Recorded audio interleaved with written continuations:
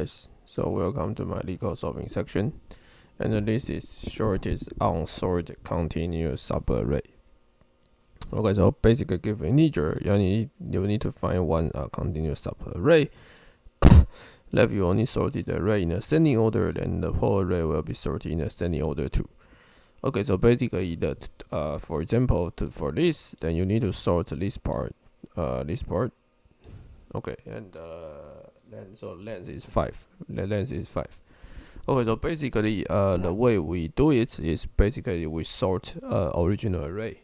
So we sort the original array, and we go from left and right, and we check where they start to be different.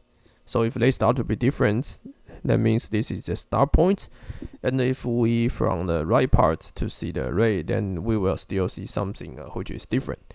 So the left part different and the right part different, and the middle part will be the answer. So basically, we first sorted the original array, and we initialize count. So basically, this count just count how many, just count the positions which they are different. And finally, if the count is empty, that means the numbers is already sorted. So in this case, we just return 0. Then else we return the max count. So max count means the rightmost indices, which is different.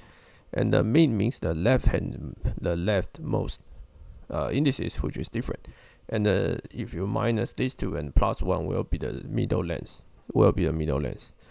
Okay, so this is the way I sort it.